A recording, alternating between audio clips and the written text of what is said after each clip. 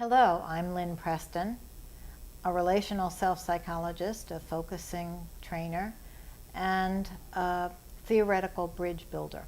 And I'll be hosting this series of interviews on the engaging the implicit dimension of experience in psychotherapy.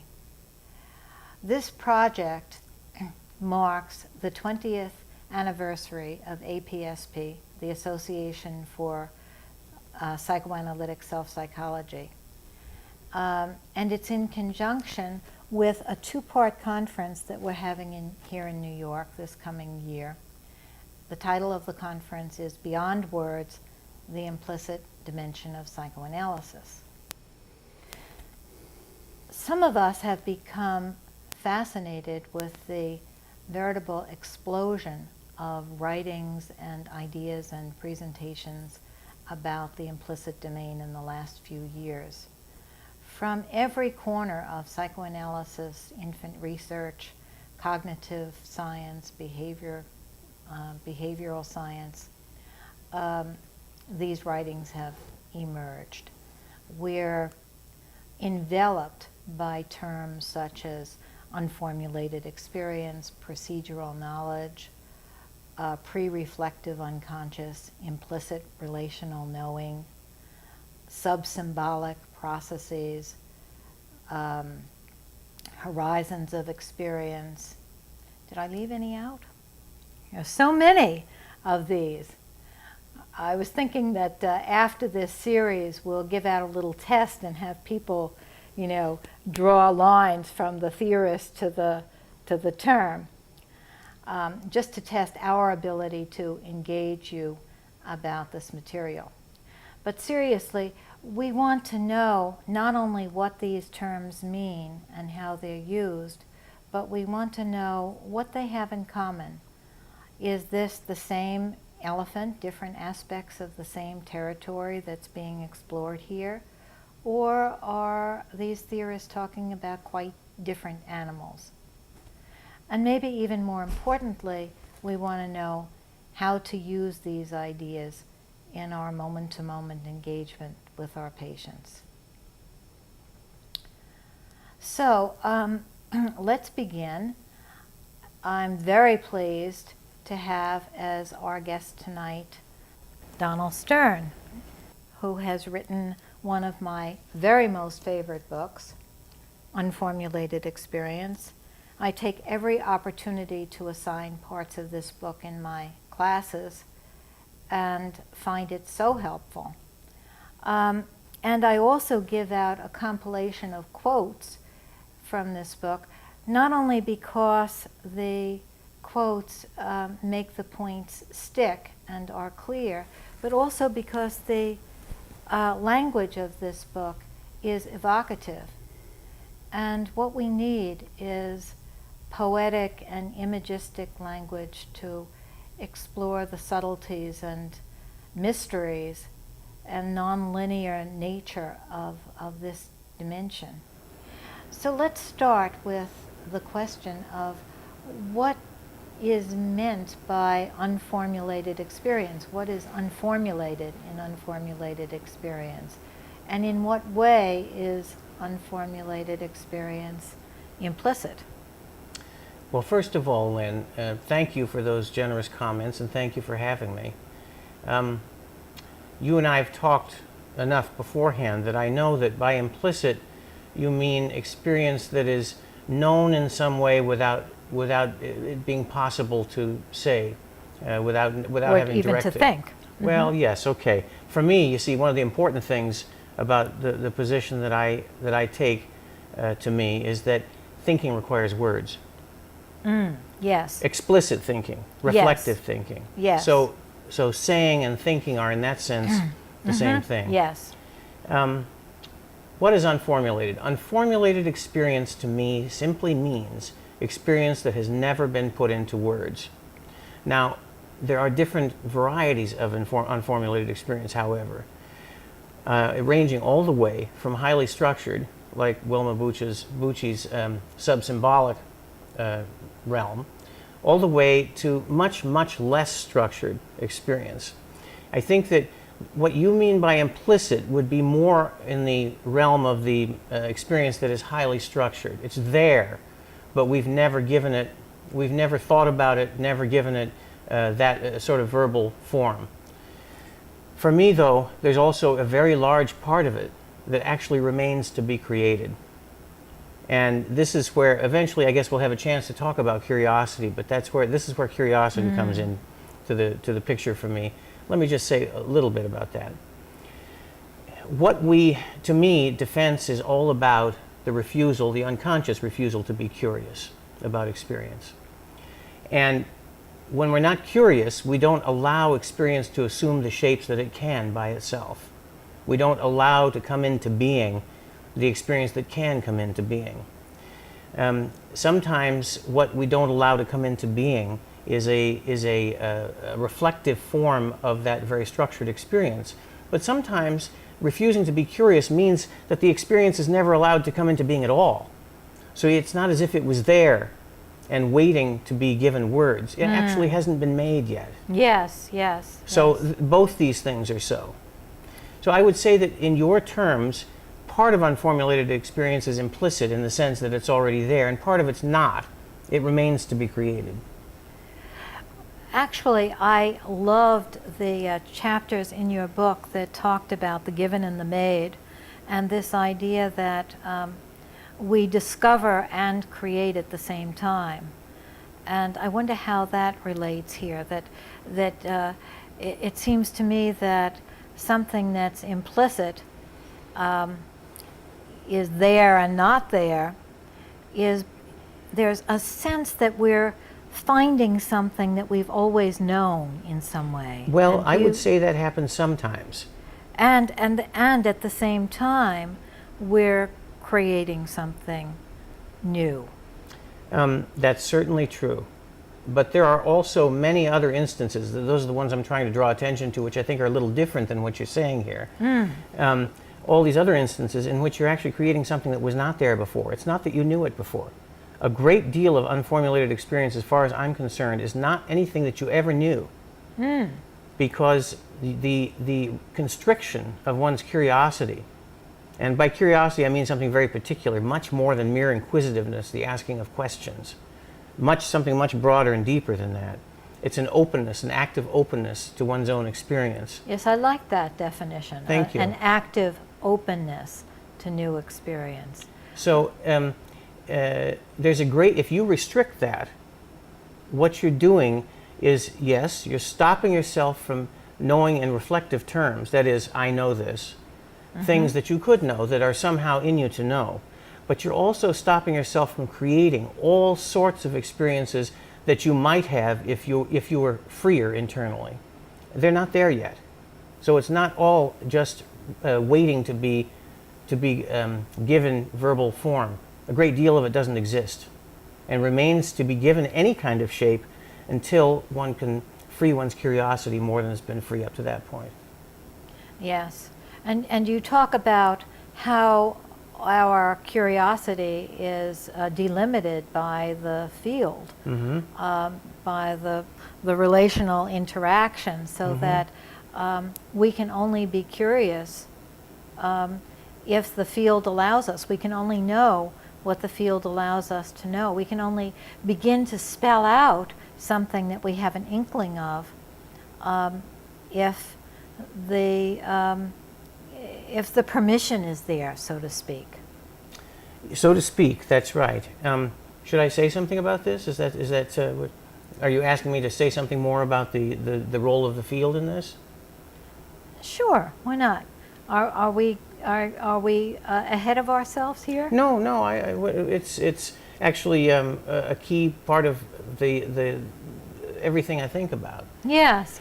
Well, I think when I thought of that, because you were talking about the kind of unformulated experience that we have a sense of, and the kind of unformulated experience that we have no sense of, that almost seems like we're creating it out of nothing. And that has to do with this restricted curiosity. Well, let me go back a step. Yes. For me, Yes. experience basically happens by itself. What we can do is stay out of its way. We don't actually create it in the way that someone creates a sculpture, where they know what they're doing. They don't always. I mean, sometimes the sculpture comes from the stone, like Michelangelo's figures that are half in and half out of the stone. Sometimes it's not clear what's going to come. Thinking, feeling, experiencing of all kinds, to me, is emergent. It comes on its own terms. It's what I call unbidden. And has a mind of its own. well, it does. And defense, then, as we think of it in psychoanalysis and psychotherapy, is about the restriction of that flow. It's about constricting the freedom that we have. Yes, It's we getting in can't our own open way. the door to it. We can't. So curiosity is the willingness to allow our experience to be whatever it will be. Yes. Oh, and I started out to say something about the field. Let me do that. Yes. So, one of the things that's most important in determining what experience will become is the interpersonal field. The interpersonal field is that set of influences that's comprised by you and the other person that you're with. Sometimes it's more than two people, but for the sake of convenience, we usually talk about two because we're talking about psychotherapy too. And the field is defined, to me, by the experience that can be created from within it. That's what defines a field. When two people are together, you know that if you're with your mother, whether it's the mother that you carry with you in your mind, or whether it's the mother of the physical body of your mother sitting next to you, you have a different set of experiences than you do if you're with a friend at a restaurant or with a patient. The field determines what the possibilities for experiencing. Absolutely. Yes. And one of the important things about this for psychotherapy and psychoanalysis for me is that this means that enactment is one of the primary ways that curiosity is restricted. Enactment is a certain rigidity in experiencing going on between two people. They can only see each other in one way. That's all they can, and they're stuck. It's rigid. That field only allows them to create that kind of experience of one another. Yes. And it's we can't get into the whole thing at this moment. It's a fascinating subject, and I hope we do another. But I do want to just say one more yes. thing. So enactment is what underlies enactment is dissociation. I'll leave it at that for the time being. But the rigidities of the field that you see in enactment, constrict each partner's curiosity, making it impossible for each of them to allow experience to become whatever it will. So one of the main things that needs to happen in psychoanalysis and psychotherapy is to free up those enactments, to breach the dissociations that lie behind them, so that experience is free to be what it can be.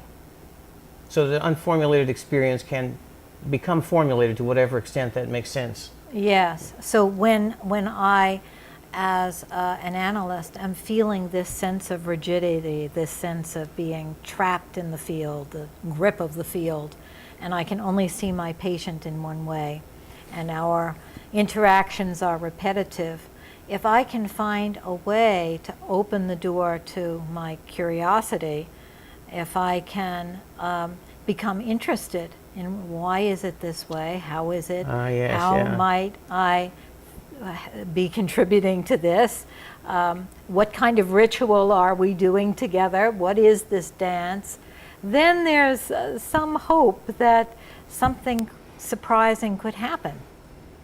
The problem is that for me, enactment is always mutual, and both people are locked into it by unconscious factors of their own. Yes. So the analyst in that sense is no more free than the patient to say, well, what is it that I'm doing? Of course, the analyst is responsible for asking that question, but it's easier asked than answered.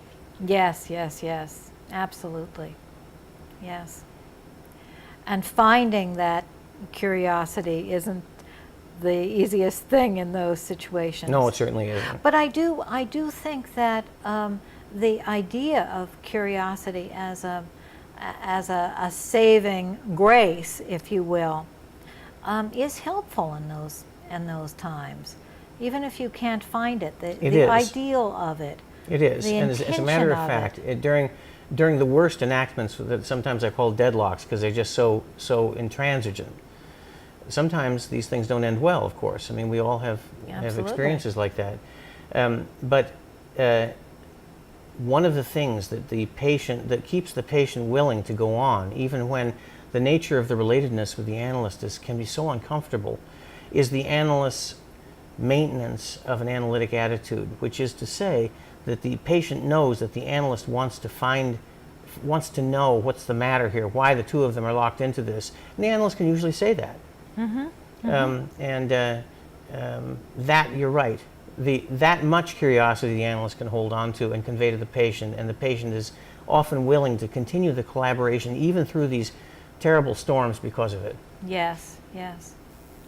Yes, I think we're talking about the place of control and will in formulating unformulated experience. And I must tell you, Don, I think of you very often when I'm in situations where I'm having to perform well. And I think of what you wrote about how we literally don't know the next thing that we're going to think, no less the next thing that we're going to say, and I quake in my boots.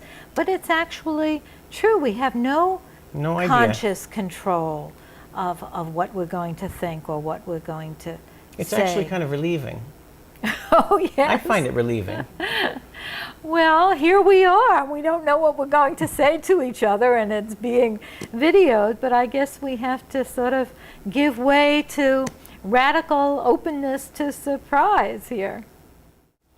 I want to go back to this issue of control, and what we have control over and what we don't have control over, and how we can foster this openness that you're talking about. In one of your chapters, you talk about a prepared mind, that receptivity that can allow novelty to impress itself on us. And you talk about how we can't will it, but we have to allow it to happen. And so I wondered what you meant by a prepared mind. How do we prepare our minds?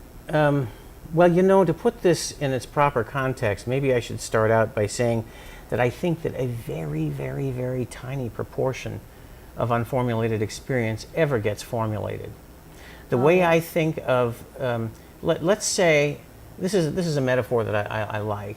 Let's say that the possibilities for experience in a particular psychotherapy session are represented by the volume of air in an airplane hangar, you know, one of these immense buildings. What's formulated during that session can be represented by the path that a housefly follows from one end of the hangar to the other. Wow. To me, unformulated experience is vast, and it's a tiny, tiny bit of it that we actually... So when you refer to the prepared mind, what you're preparing it for is to be as free as possible, but our freedom is limited because there's only so much we can do. You're preparing it to allow that vast realm to flow in one. Well, you're preparing your mind to do what minds can, which is very little, really. I mean, when you compare it to that vastness. Yes. If you could live every moment over 1,000 times, you would begin to appreciate the possibilities of it. Yes. But we only have once. I agree with you. Yeah. Jean so Genlin, let me say something about what I mean by prepared mind, because that's what you asked. Yes. To me, the prepared mind is really only one that is immersed completely in the subject matter that you want to have some sort of openness toward. So for a psychoanalyst or for a psychotherapist, to be prepared is to be as fully aware of the literature in your field as you can be, as fully aware of the various supervisory approaches of the people who taught you, of your colleagues, and most of all, to your own experience when you're with your patient. All of those things the openness to all of those things is as much as you can do to prepare. You can't decide what you're going to do with all those materials. You can only allow them to do what they do on their own. So the prepared mind is doing what the will do. And then I guess also it's a state of consciousness, right? It's a state of I suppose you could say that. relaxing some control, and you talk about It's not so much a state of consciousness as it is a context for experiencing, within which many states of consciousness could take place. It's an attitude toward experiencing. I like that word attitude, because attitude is an interesting word. It has some kind of control in it.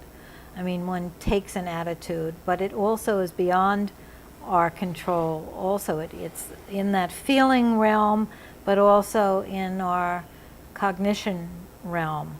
Well, you do have control over those preparations, putting yourself in the best position to learn something new.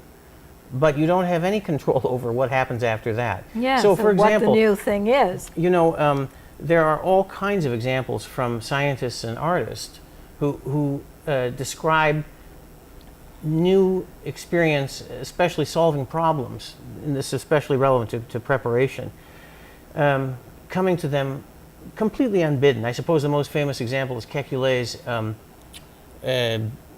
understanding of the benzene ring.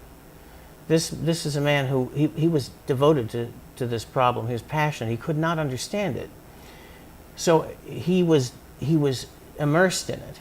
He wasn't immersing himself in order to give himself a prepared mind. He just wanted to know the answer. But in the process of studying it so hard, he was immersing himself, of course.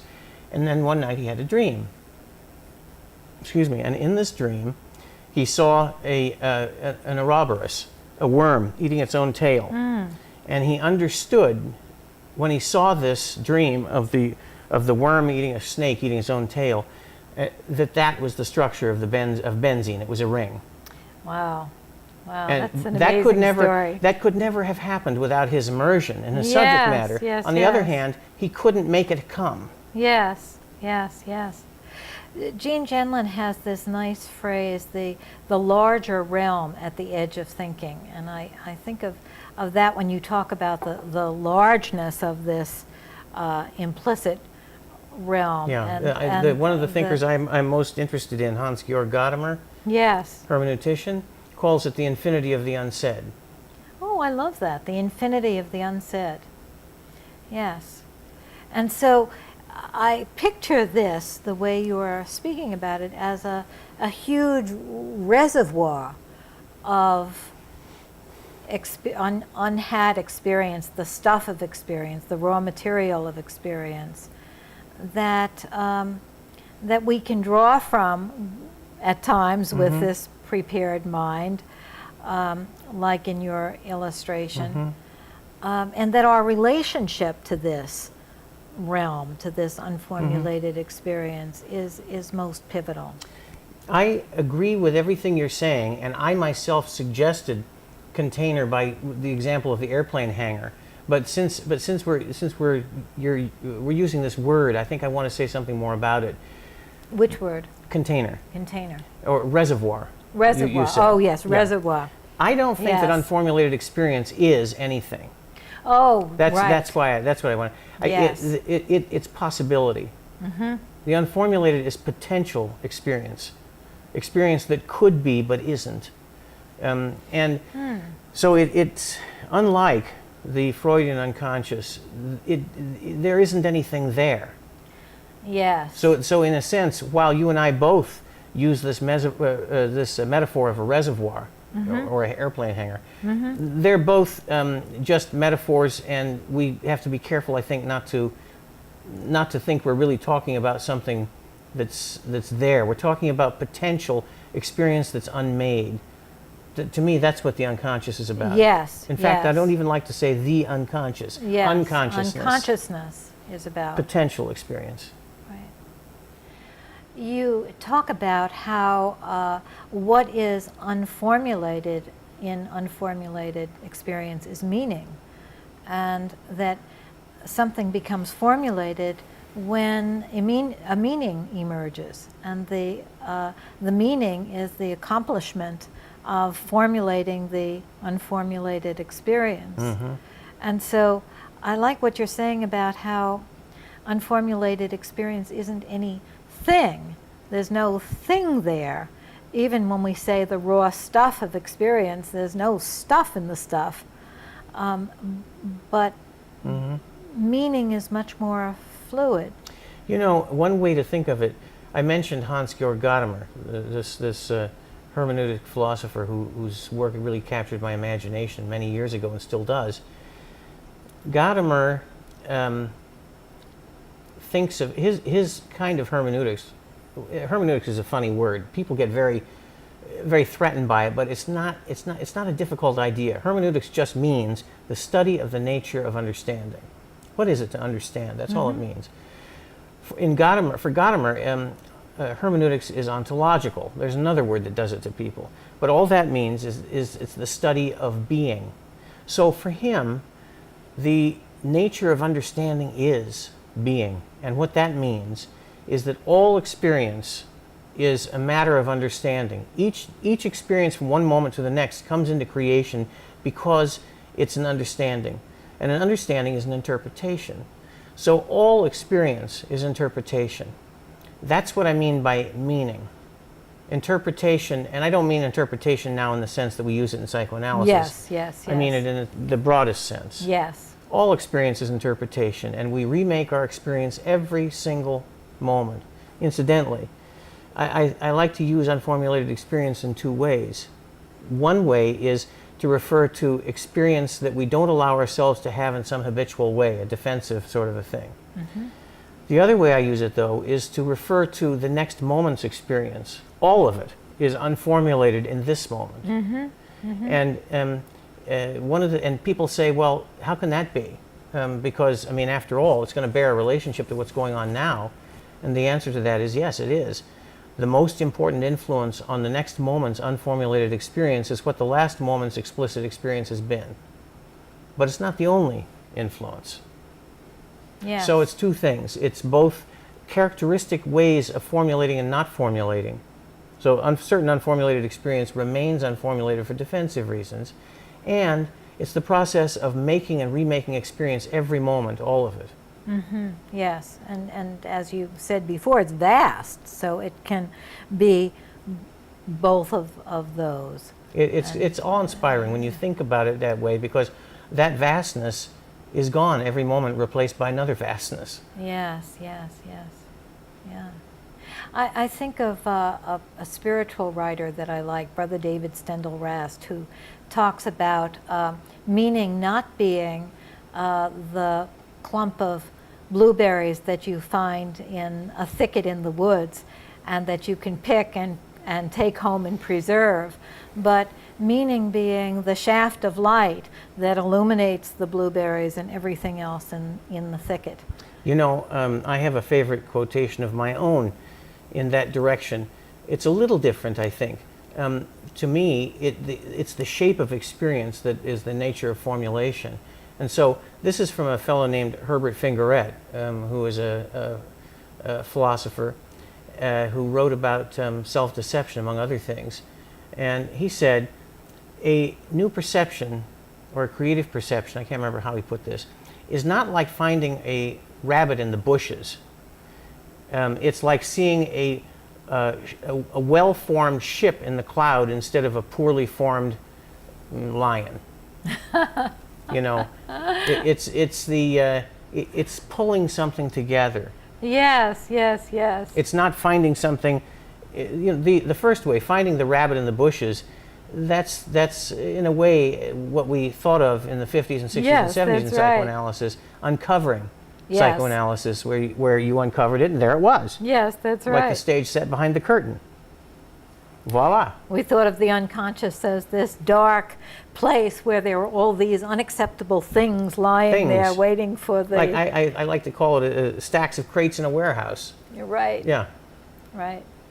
And yet it's very difficult for us not to thingify, because that's how our minds work. It is hard not to know, thingify, but we need to try. Because yes, absolutely. Well, we ain't talking about things. we have to remind ourselves always that that we're not talking about things, even the reservoir here. I wanted to ask you about the sense of fit that seems to fit in here. That when you find the well-formed, what was it in the cloud? Oh, anything you like. A let's well-formed say the ship in the cloud rather than the poorly formed lion, I think I said. Okay. I think I made it up, though. I couldn't remember what Fingerette said. Okay. Well, let's say the well-formed ship. When you see that ship in the cloud, there is this feeling of fit. Oh, yes, it's a ship. And there's a visceral sense of, oh, that's right.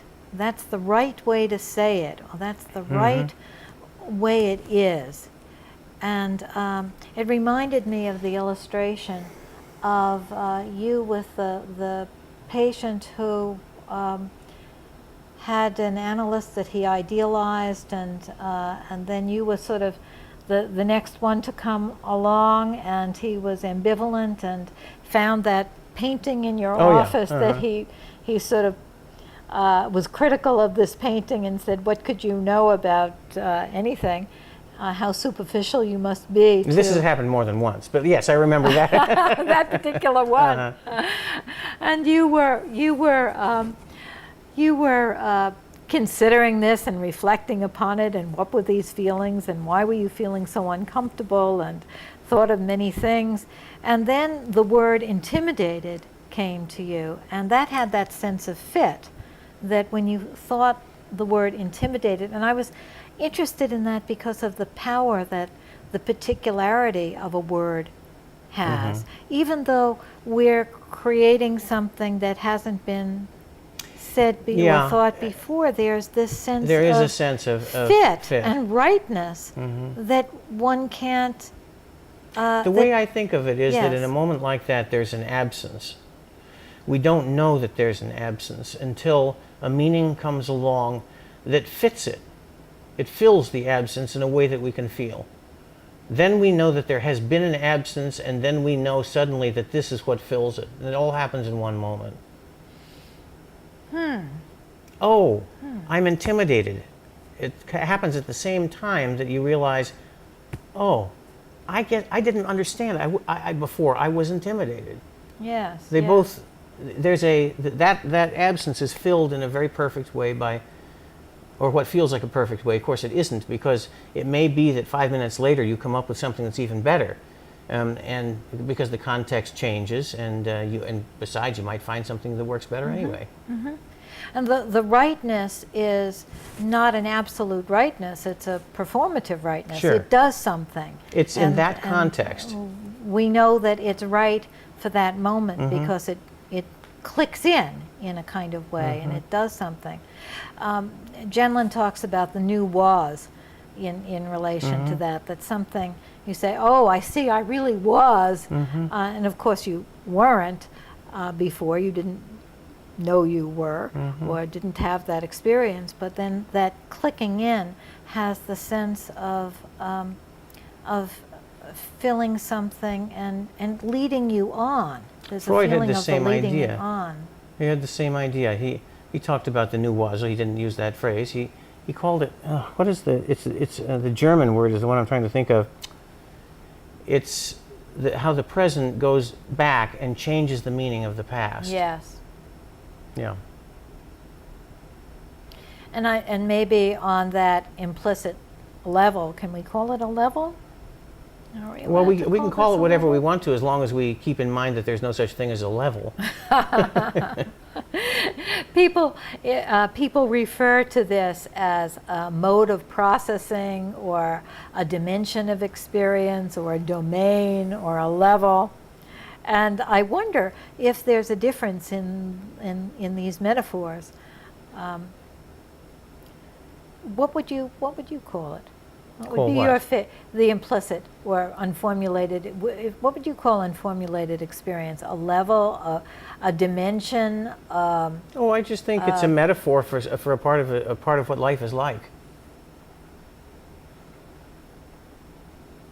I don't life feel. is like. Yeah, I mean, I would rather not go.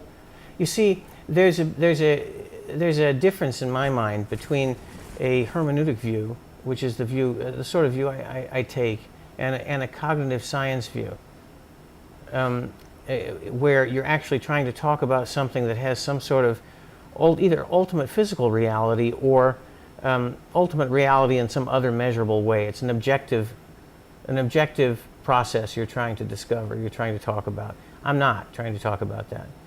I'm trying to talk about what it's like to make experience from one moment to another, and the terms are all phenomenological. Yes. They're all about what is this like? What is the experience of it like? I don't have any disagreement with other views. It's just that that's not the way I go. In fact, they're very useful, but it's not mine. It is fascinating to me, the parallels, though, of these concrete science studies and the theoretical, philosophical metaphors for this kind of experience. Wilma Bucci's work is, very much parallels It does. many of the things that you're talking about. It does. I wouldn't want to say, though, that what I'm talking about is something, I wouldn't want to translate it into natural science terms. In fact, I'd actively want to avoid it. Yes. So we're going to say here that what we're talking about is metaphoric. Yeah, we're talking so we about can talk about a level as long as we know that that's a metaphor. metaphor, but even more important is phenomenology, because that's what treatment is about. What is something like? What's it like to feel that way? What's it like to think of that? Well, I guess when we're talking about fit, we're also talking about phenomenology. That in It's that entirely about moment, phenomenology. when you said, I'm intimidated, that was a phenomenological. It doesn't necessarily mean that the patient was intimidating you, or that you wouldn't change your mind the next minute and say, oh no, I see that this really was about. No, see, from thinking about it this way, it's not that there's an objective reality and then a separate reality that's subjective. It doesn't. From this perspective, all of reality is subjective. Now, there are certain things you can't. There are certain constraints. It's not relativism. People sometimes make that error and attribute relativism to what I think, but I don't. The reason it's not relativistic is that even though we're not talking about an objective reality, we are talking about, there is a reality out there and in here, and it's defined by constraints on what it's valid for us to experience, to interpret from one moment to the next, as I was saying before. Those constraints tell you that you can always tell when you're wrong, but you can't necessarily tell when you're right. If you think to yourself, if you try to interpret an experience, an unformulated experience you have as a trip to the grocery market yesterday when you actually went to the dry cleaners, well, I mean, that's not something you can do. You're not free to do that unless you're either lying or your memory's damaged or psychotic. There are constraints on reality, constraints on the interpretation that we can make of reality, but that's as close to a direct perception of reality as we come. But I like the idea of fit because it really expands that. It's not just the constraints; it's also something in the positive direction. Oh no! The reason I'm emphasizing constraints is because I need to do that for people who are listening to us talk, so that they understand that I'm not just saying that you can think anything that you please, and that it's valid. There are constraints on what is possible to experience and feel and think that have to do with reality, but that's as close as we come to reality itself. Right. When you're talking about fit, it's apples and oranges a little bit. I'm with you there about fit. Absolutely. Can I say, will the field allow me to say that we can't interpret reality any way that we want to, nor can we make an interpretation to a patient that any way that we want to, or to ourselves. Well, we can, but it won't be valid. It won't be if valid. If it violates the constraints on Right. it. Let me be a little clearer about what I mean. Let's say that a patient, there's a tear running down your patient's face. Probably there's enough context that you know exactly what that tear is. I mean, probably because when you're with somebody, you know whether it's an allergy or whether they're sad. But if you look at that tear and you didn't have the emotional context, you could say, oh, the patient could be having an allergy attack. You could say, oh, the patient could be sad. You could say, oh, the patient could have been laughing so hard he's crying. But it wouldn't be reasonable. It would be a violation of constraints to say the patient is envious. And now, there might be some complicated way the patient's envious, and crying. But it's just not the way that envy gets expressed very often. That would be a kind of violation. But the other interpretations are within those constraints. I do read papers where the patient is crying and the analyst says, "Oh, it's primal envy." Well, but yes. All right, but you get my drift. Yes, I get your drift. But I want to also say that this in-touchness, this radical openness that you're talking about, to all of the knowing in this unformulated experience dimension that isn't a thing, gives us incredible amounts of information about the tear. And then there'll be just the right thing to say, that we might say, if we're lucky. If we're lucky, if we're open to the flow of this information, we might say just the right word that will capture all of that information that we are picking up from the field. We might say, I know exactly why you're saying that, and basically I agree with you. But where I would go a little farther is in saying that there's all this emotional context going on that helps us to understand what the tear is about. But that what's important is not just knowing that emotional context. What's important is knowing whatever is there in us, whatever is there. So that if we are puzzled about the meaning of the patient's tear for some reason, then it's important to be focused on the feeling of being puzzled. Where does that come from? What's that about? You don't usually feel puzzled about such a thing. Whatever is there. It's not a prescription. You're not telling somebody, try to be aware of the emotional context of the tear. What you're doing is saying, try to be aware of whatever's going on in you when you see the tear. And I'm sure you would agree. absolutely. Try to be aware of whatever is going on in you that's informing the moment. And that, I think this is a place where self-psychologists tend to emphasize more of the being in touch with the emotional resonance of the other, and relationalists tend to be in touch, emphasizing the being in touch with the authentic experience of the self. And we don't have to get into all of that here, but I think, of course, it's both. But that does seem to be about unformulated experience. All of it is, sure. All of it is, right. Whether it's the resonance with the other, or the Sure. or the detail and intricacy of our own reaction, and finding the right words that would somehow bring that reaction further. I'd like to talk about your emphasis on creativity and novelty, what you called creative disorder. As compared to familiar chaos.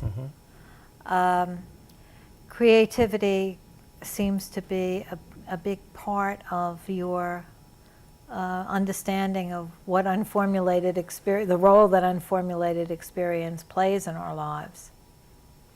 Yeah, well, those two terms come from a long time ago when I was first starting to write. I used them in my first paper in 1983, first paper on formulated experience.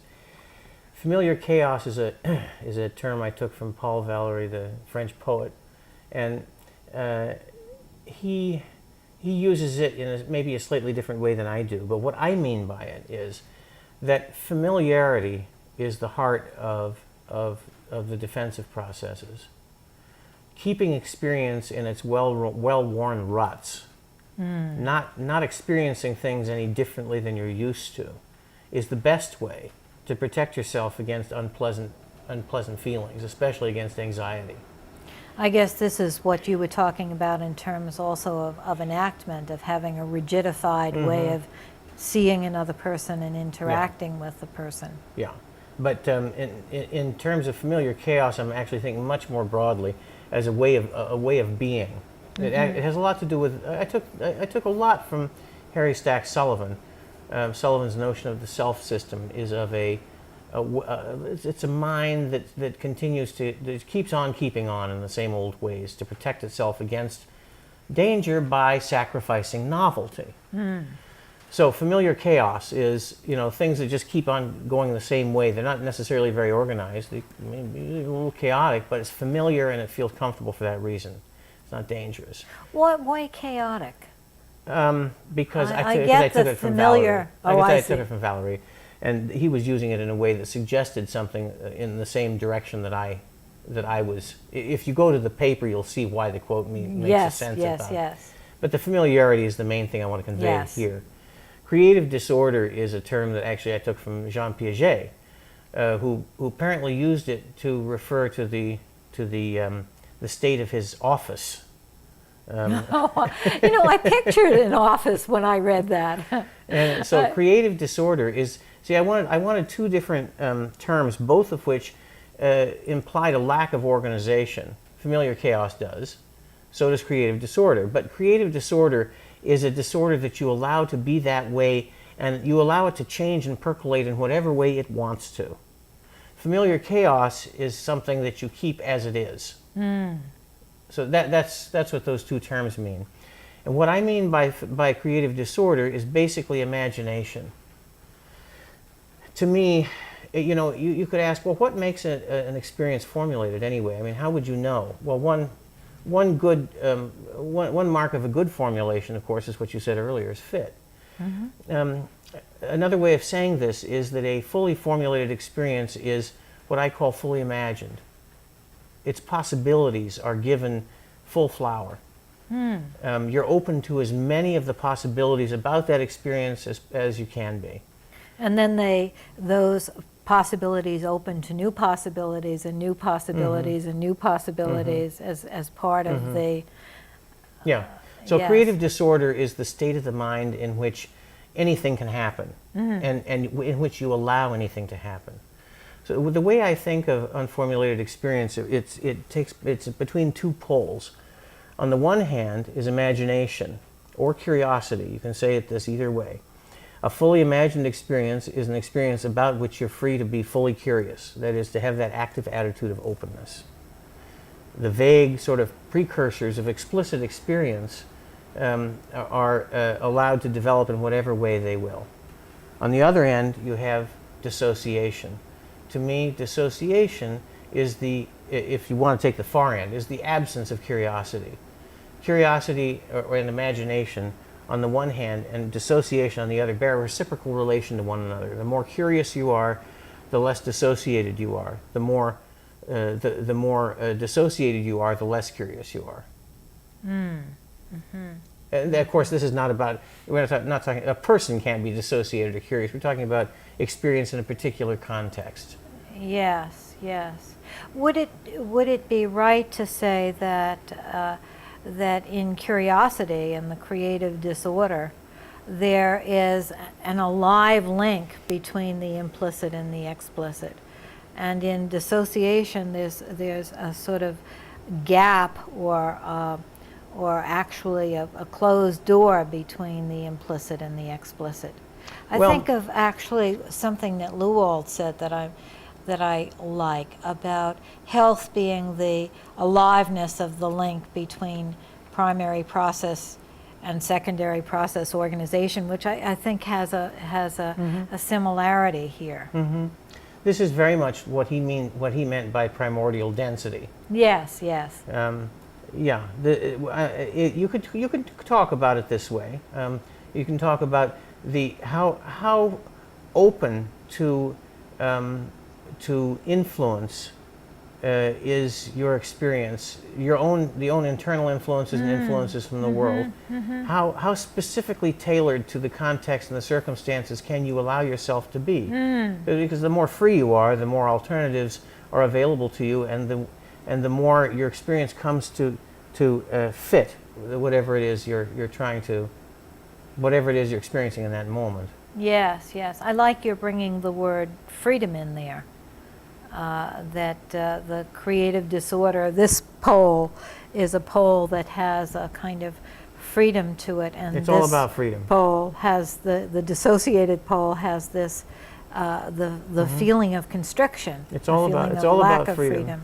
Freedom and its absence, defense and that active attitude of openness. Creativity, yes.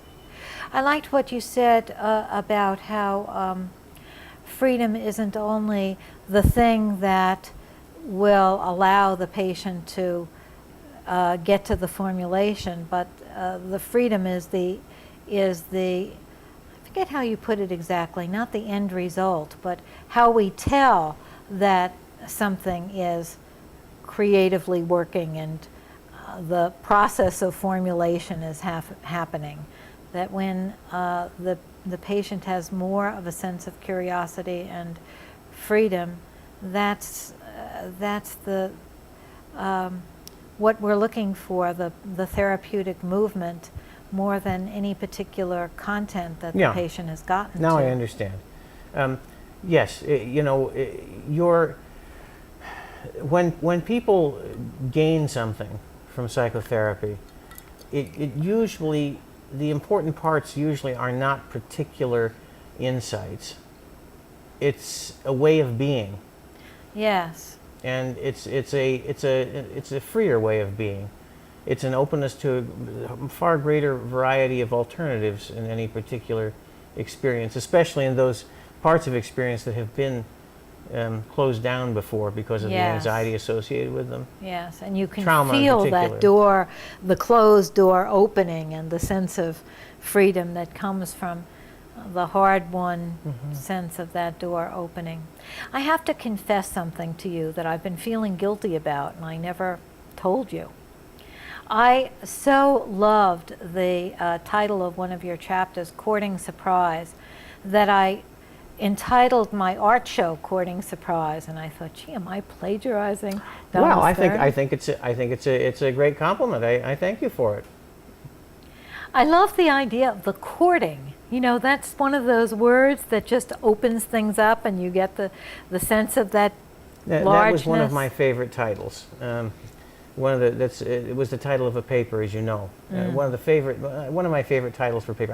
I had written that paper, and I was thinking, or I was in the course of writing it. What is it? How can I describe this? And you asked earlier about the prepared mind. Well, that's what you can do to court. You can prepare. You can be a prepared mind in that way, and you can cultivate this kind of openness toward your own experience.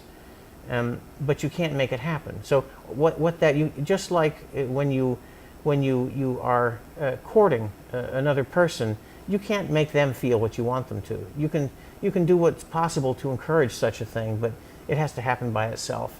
And that's what surprise. That's what happens with surprise. Yes, yes. And I think all important events in psychotherapy and psychoanalysis are surprises. They don't have to be huge surprises. We don't necessarily go, but when we look back at them, we realize we didn't know that was coming. And the feeling of surprise is that freedom. It is, but we don't always feel that powerful sense of surprise. Sometimes it's just dinky little surprises, But when things come unbidden, as I'm very fond of saying, they feel like they come from elsewhere. So it's a great irony that the things that feel most like they're our own in experience are the things that we have the least feeling that we create. Yes, yes. They arise in us. Yes, I love that idea. They arise, they arrive in our experience. We feel like conduits for them. Mm-hmm. Yes, yes. But it's a great irony because, you see, and that's what I mean by freedom. Being that conduit, allowing your mind, your experience, to do what it will, and fill you with that feeling of this is what I am, this is my experience, while at the same time feeling, where is it coming from? Yes. I don't have the sense of making it, and yet I feel it. I know it's mine. Yes, yes. More than I do when I feel otherwise. Yes. There's a kind of surrender in it, that you surrender to the new There is. experience. I think again of the word intimidated that we talked about before, that when that came to you, it was like a little surprise. The fit is a surprise. We never really take it for granted. It's Most like, of the time, I oh, think those. yes. That's right. They go past without our paying much attention to them. But they're very, very often there. Well, I think of that as one of the ways to have a prepared mind, is to sort of raise our consciousness to those little surprises, so that we're looking for them and paying attention to them and giving them their due and using them, going with them. Well, that's a little differently, I think, than the prepared mind feels to me, but it's certainly something I agree with if we just use another term for it. Yes, yes. I see that I read the idea of a prepared mind differently than the way that you were writing about it. Yeah. I was picturing a different kind of preparation, but I think the idea of that surrender is something that we Surrender is a very nice word agree there. about. Courting is also one of those words that the word itself has this little surprise, like That's why I like the title. courting. Yes, You wouldn't see, think of you put two courting. words together that don't go together, except that, of course, immediately they do. Yes, And that's what makes a good title quite often. yes, yes. And courting has a kind of romance and mystery and enchantment to it. And I think, I don't know if this would be right for you, but I also think of how, as a therapist, I have to court that part of the patient that's dissociated, that dimension of experience that is closed away, and I have to be, looking. Well, there we get and- into a whole different realm, and I think I have a different feeling about that. Because to me, the only way for the dissociated parts of the patient to emerge are through enactments, and those are enactments that I will be involved in. And so it's not that I am not so free to encourage the patient or to court those experiences in the patient, because I'm too busy trying to figure out how to disentangle my own personal involvement going on. We were talking about this before. Yes, And yes. this is, I think you were right, that there is a difference here between self-psychology and relational psychology. The self-psychologist is much more involved in an empathic appreciation of the patient's experience, not that the relational analyst is not, of course. And the relational analyst is more involved in trying to disentangle his or her own reaction so that they can see the patient more clearly. Not that the self-psychologist is uninterested in that either. No. But there's a relative emphasis on difference in the two, I think. Yes, yes, I do think that is different, and that a self-psychologist isn't as likely to be thinking about entanglement as about the indissoluble unity and the appreciation of what that dyad is experiencing, what Well, that unity is experiencing, the us, and what self- are we? Well, what it's the are same. we? It's the same thing, I think, for a relational analyst. In what are we experiencing? But it's less about togetherness. I think the self-psychologist is usually trying to figure out how not to re-traumatize the patient, and the relational analyst is assuming that the trauma is going to have to come about again, and no matter how good my intentions, in some way the patient is going to be re-traumatized again, and that's where we're going to learn about the dissociated material. There's that difference, I think, is there between the two. I wouldn't say so much that the self-psychologist isn't is interested in the closeness. Did you say closeness, or No, the togetherness? Yeah, something. I mean, but we could be together in our alienation, but it's a way of looking at what we are in, rather than my disentangling myself from what you're pulling for. Well, maybe this is all very interesting. You know, you and I probably could talk about this for a long time. Yes, and maybe we're getting a little afield from courting surprise. Don, you wrote something about our aim in life and in psychoanalysis is the formulation of unformulated experience. Does that mean that the most important thing is explicating what's implicit? That's certainly what it sounds like. And you promised me that I wrote that line, and I believe you. But it's been 10 years since the book came out, and I guess my views changed since then. Actually, this line that you've quoted, which it's hard for me to believe I said that, but I'll have to show it to you. I believe you. I believe you. It's just that it's so different than what I think. Maybe the context would help. Well, this gives us a good opportunity. Tell us what you think now. I will. Well, you know, people have often thought that I meant that, and I've always argued that I didn't. That it's not that I really don't think that words are the most important thing in life. I actually sometimes have the feeling that the patient and the analyst get together with the joint task of trying to understand, which provides them cover for the really important things that take place. Yes. I mean that with a certain irony. I don't mean it entirely seriously. But a great deal of what's most important has nothing to do with what's actually spoken, I think. It's the doing in the saying. It isn't the saying for yes, its own that's sake. true, but it's also what we're doing together when that's we're right. saying. When you're saying, but also when you're not saying. Mm-hmm. To me, for example, the saying and the not saying. Yes, and well, the doing and the not saying. Yes. I think that when an enactment is breached, which is when I think the most important moments for therapeutic action take place. That wasn't in the book. That's many years after that. This is the last 5 years or so I've been writing about this. Say that again? Well, the most important moments for therapeutic action to me are when those enactments between analyst and patient get breached, and each person, the analyst and the patient, is able, sometimes quite suddenly, to develop more perceptions of the other person. Now, that not just the single one that had locked them into the way that they had related to one another. Sometimes those enactments are unpleasant.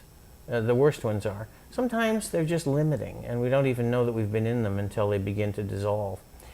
But it's the new perception of the other person that I think is mutative there. That's the surprise. That's the mutative. It's like, oh wow, you are this that I wasn't. You don't even necessarily pay attention to the fact that it's not a wow usually. Suddenly, you thought that the other person, the patient, for example, typically feels like you're sadistic, and you feel like the patient is so unreasonable because you're trying so hard, and the patient keeps telling you, yeah, but you don't get it, and you're treating me thus and such and such. That's the worst kind of enactment, of course. But when each person can develop a different or a wider set of perceptions of the other, it happens in a moment that's hard to predict. That's what's mutative.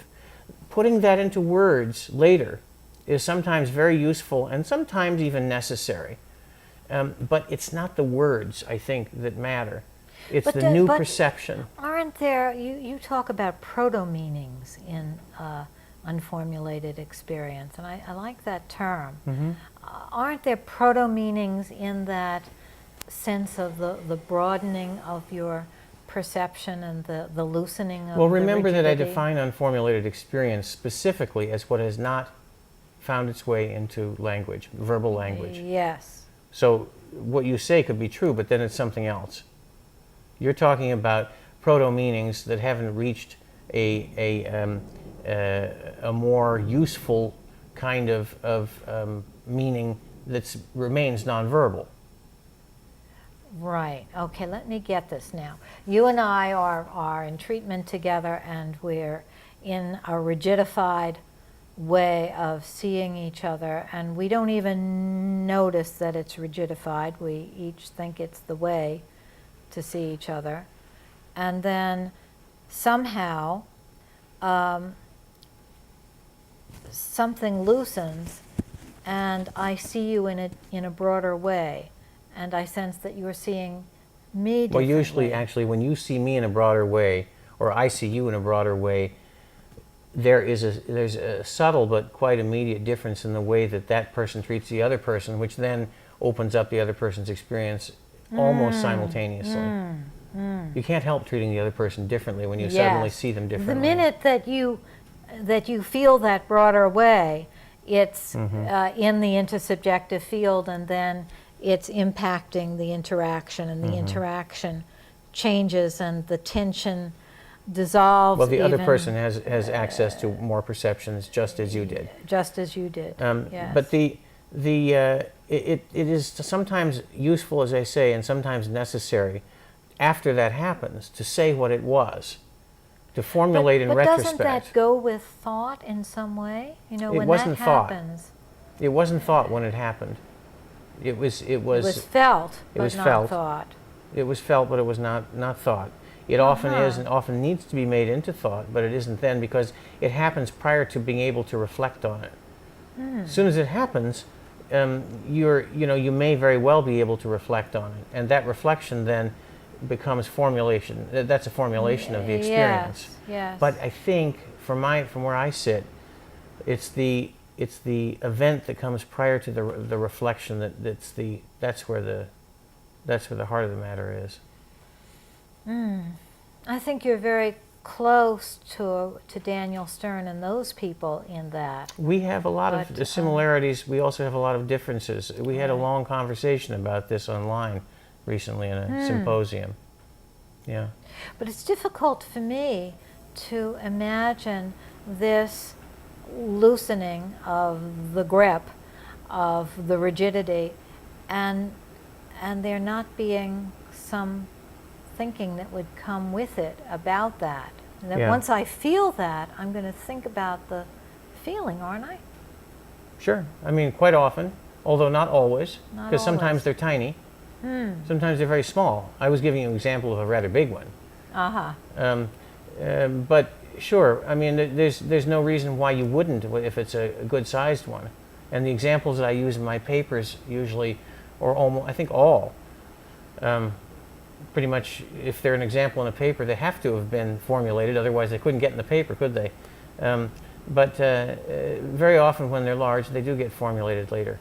But there are little ones all the time, little rigidities that break down, all of which have a contribution to make to therapeutic action that are not necessarily formulated.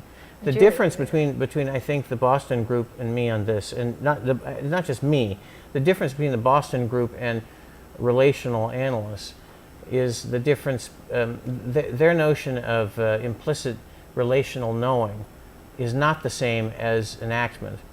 It's something that just sort of goes on for both people, and they relate to one another through it. It's not in language. It's not symbolic. It's procedural, they call it. But what I'm talking about is enactment in which both people are involved according to their own private dynamics. That's how they're locked into it. And that kind of enactment hasn't played any role yet in the Boston group's theorizing, though perhaps it will. Okay.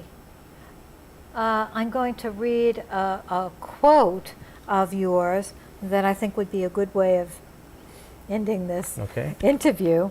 And I just love the way that this is worded. A quote about the process of formulating unformulated experience. Actually, two of them. Since the other one you didn't recognize as your quote, we'll see if you recognize this. Rather than employ a focused beam of attention, a searchlight to look for things in experience, which in one way or another usually seems to result in conventionalizing, one allows the possibilities implicit in experience to impress themselves on one's consciousness. And this is the experience of that shift when the unformulated becomes formulated. And that's a description of what I mean by curiosity. Yes. Or yes. or imagination, or the active attitude of openness, a phrase that I use actually to define curiosity. That what you've just read is probably from something about that. Yes, it is. Okay. We feel as if we had been looking through a poorly focused binoculars without realizing it. Somehow the adjustment is made, and suddenly and unexpectedly the view leaps out at us in fine detail. In just this way, by creating between them a world of thought and curiosity, patient and analyst rescue unformulated experience from the oblivion of the familiar. That's a I still like that passage. That was from my first paper in 1983, and it's been a long time ago. Well, I think at this point I'm a little probably would be a little less dramatic about it. That I don't know that things leap into view in quite the way I said there, but it sounds great. Well, that's the surprise, and Yes. even if it's just a tiny leap, a tiny surprise, a tiny leap. I might be a little bit more modest about the size of the surprises, but I still like it. I do too. Thank you very much, Thank Donnel. you.